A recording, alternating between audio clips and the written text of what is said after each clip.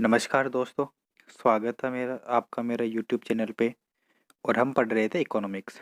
Economics में हमने cross elasticity of demand पढ़ ली थी। आज का टॉपिक जो है हमारा वो है income elasticity of demand. Income elasticity of demand.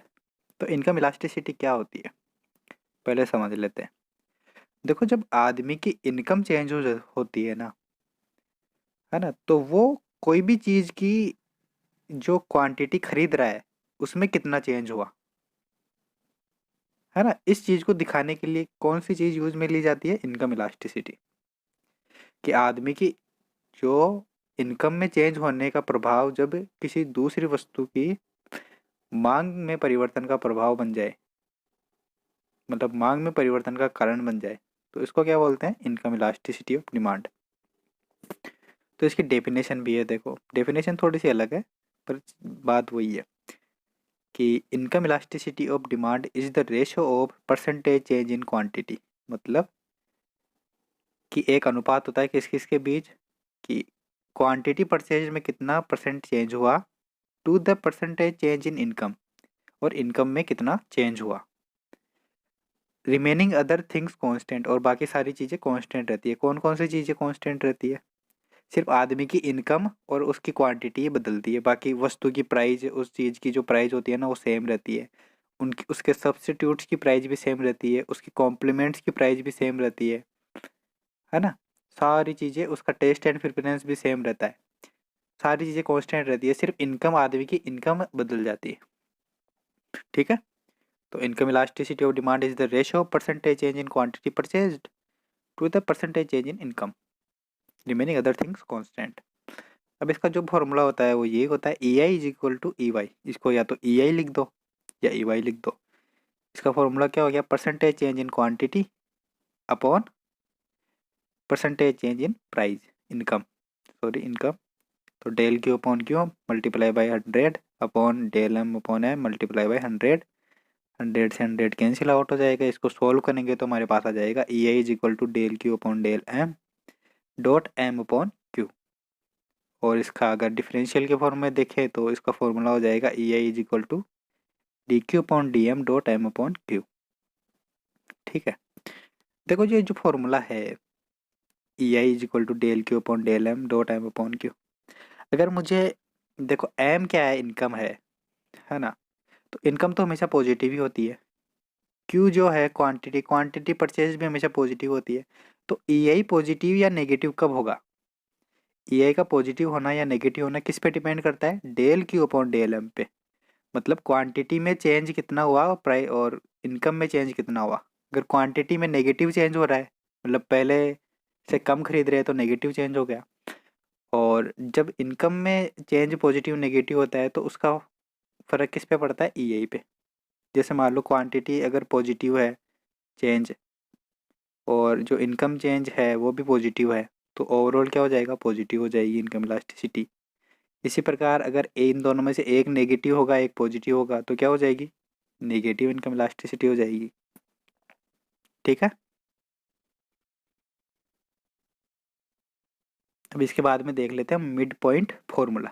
Mid point formula क्या होता है, मिड पॉइंट फॉर्मूला सेम ही होता है। वो तो पिछले वीडियो में भी बताया था कि जब उसमें इनकम को भी एवरेज ले लेते हैं और क्वांटिटी का भी एवरेज ले लेते हैं, यानी m is equal to m2 plus m1 divided by 2, और क्वांटिटी का भी एवरेज ले लेते हैं, q is equal to q2 plus q1 divided by 2। बस इसको इस फॉर्मूले में रख देते हैं। तो इसका फॉर्मूला, मिड पॉइंट फॉर्मूला क्या हो जाएगा, E I is equal to del Q upon del M dot m2 plus m1 divided by q2 plus q1। ठीक है। इसके बाद में देखते हैं ग्राफ। इस ग्राफ को बोलते हैं एंजल कर्व। क्या बोलते हैं, एंजल कर्व। तो पहली चीज तो है कि एंजल कर्व होता क्या है। तो जो एंजल कर्व है ना, वो एक कंज्यूमर की इनकम और उसकी जो वस्तु की क्वांटिटी है, डिमांड, क्वांटिटी डिमांडेड है, उसके बीच में रिलेशन होता है। किस किस के बीच में, इनकम और क्वांटिटी डिमांडेड। एग्जाम में पूछते हैं एंजल कर्व किसके बीच में रिलेशन होता है, इनकम और क्वांटिटी डिमांडेड में। तो ये है दिया हुआ है हमें एंजल कर्व। अभी एंजल कर्व में है ना, देखो इस पॉइंट पे है ना इलास्टिसिटी जीरो है, E Y is equal to zero है, तो इस एंजल कर्व, ये है एंजल कर्व, इस एंजल कर्व में इस पॉइंट पे क्या है, इलास्टिसिटी जीरो है, यानी E Y is equal to zero है। मतलब आई की लॉज क्या है, शून्य है। आई लॉज बोलते हैं हिंदी में इनकम इलास्टिसिटी को। फिर क्या हो रहा है, जैसे जैसे इनकम बढ़ रही है, अब धीरे धीरे इनकम बढ़ रही है ना। तो अब इनकम भी बढ़ रही है और क्वांटिटी भी बढ़ रही है, दोनों चीज़ें बढ़ रही है ना। फिर एक पॉइंट के बाद क्या हो रहा है कि इनकम तो बढ़ रही है ना, लेकिन क्वांटिटी सेम ही रह जा रही है, क्वांटिटी नहीं बढ़ रही।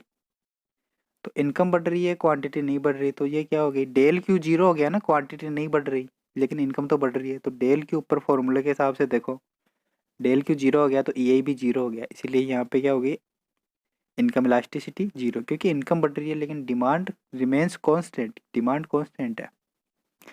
फिर इसके बाद क्या हो रहा है, इसके बाद इस पॉइंट के बाद हो रहा है कि अब इनकम तो बढ़ रही है लेकिन जो क्वांटिटी है डिमांडेड है वो धीरे धीरे क्या हो रही है, कम हो रही है।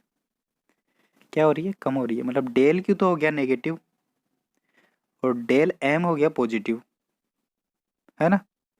तो इसीलिए क्या हो गई, इनकम इलास्टिसिटी क्या हो गई, है ना, नेगेटिव हो गई, क्योंकि इनकम बढ़ रही है, डिमांड घट रही है। अब देखते हैं हम कौन कौन सी गुड्स है।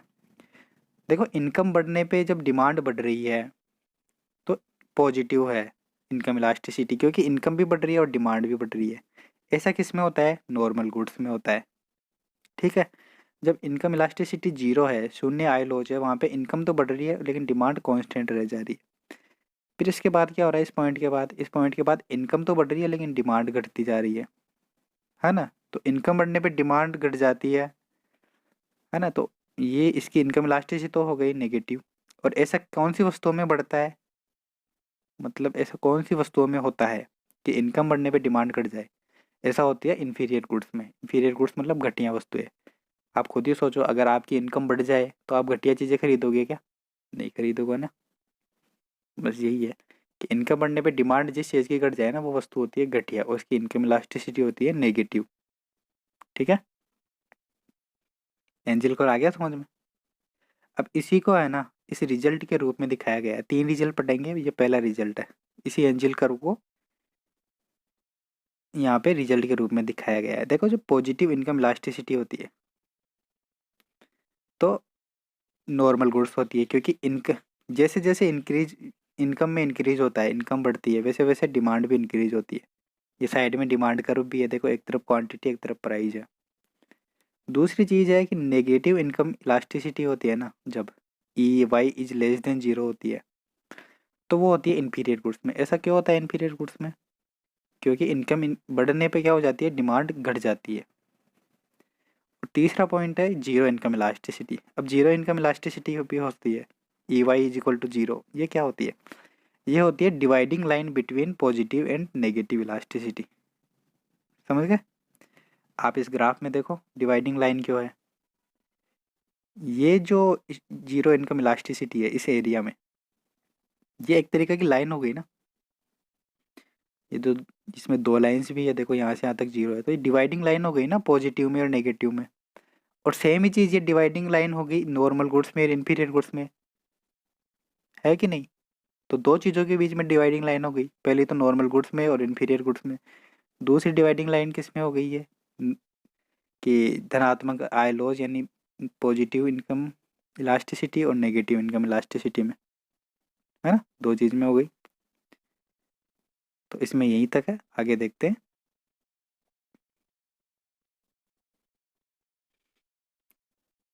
आगे इसमें ये है important thing is E I is equal to zero और important thing is E I is equal to one.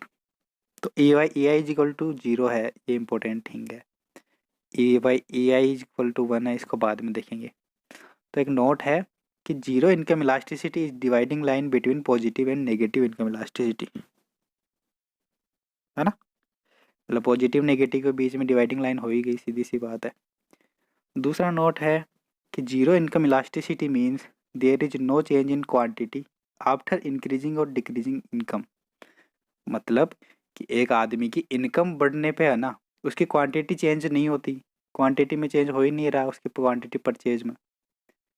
तो उस स्थिति में इनकम इलास्टिसिटी जीरो ही होती है, या जीरो इनकम इलास्टिसिटी का मतलब यही होता है कि इनकम बढ़ रही है या घट रही है, इसका फर्क क्वांटिटी परचेज में पड़ ही नहीं रहा, क्वांटिटी चेंज ही नहीं हो रही। Also EI is equal to zero tells about normal and inferior goods. और EI is equal to zero क्या है, डिवाइडिंग लाइन थी नॉर्मल और इन्फीरियर में, तो EI is equal to zero से हम ये भी पता लगा सकते हैं कि चीज़ नॉर्मल है या इन्फीरियर गुड है। तो ओवरऑल कंक्लूजन क्या है, ओवरऑल कंक्लूजन है कि नॉर्मल गुड्स में है ना पॉजिटिव इनकम इलास्टिसिटी होती है। क्यों? क्योंकि इनकम बढ़ने पे डिमांड बढ़ जाती है। और इन्फीरियर गुड्स में क्या होता है, नेगेटिव इनकम इलास्टिसिटी होती है। क्यों? क्योंकि इनकम बढ़ने पे डिमांड घट जाती है ना। अब इसका हम डिमांड कर्व भी देख लेते हैं। डिमांड कर्व में देखो, एक तो देखेंगे हम नॉर्मल गुड्स का जिसमें इनकम बढ़ने पे डिमांड बढ़ जाती है, दूसरा देखेंगे इन्फीरियर गुड्स का जिसमें इनकम बढ़ने पे डिमांड घट जाती है। तो नॉर्मल गुड्स का देखो, एक तरफ क्वांटिटी है एक तरफ प्राइस है। पहले डिमांड DD थी, फिर इनकम बढ़ गई तो डिमांड भी बढ़ गई, इसलिए क्वांटिटी क्या हो गई, DD डैश हो गई। अब इन्फीरियर गुड्स में देखो, पहले डिमांड DD थी, फिर क्या हो गया, इनकम बढ़ गई लेकिन वस्तु की जो क्वांटिटी डिमांडेड थी वो क्या हो गई, घट गई। तो अपना जो डिमांड है वो आ गई DD डैश D डैश, है ना, समझ गए। तो बस यही है डिमांड कर्व, याद होना चाहिए आपको, इनकम बढ़ने पे डिमांड कैसे बढ़ रही है, इनकम बढ़ने पे डिमांड कैसे घट रही है। इन्फीरियर गुड्स में क्या होता है केस, आपको एग्जाम में ये ग्राफ दे देंगे और आप पूछ लेंगे कि इन्फीरियर गुड्स का है या नॉर्मल गुड्स का है, तो फिर वहाँ आपको पहचानना होगा, है ना। और नॉर्मल ये ग्राफ, ये नॉर्मल गुड्स का भी दे देंगे, पूछ लेंगे भाई किसका ग्राफ है। तो आज की वीडियो में हम इतना ही करते हैं, बाकी कल पढ़ेंगे अपन दूसरा रिजल्ट। तब तक के लिए जय हिंद, राम राम।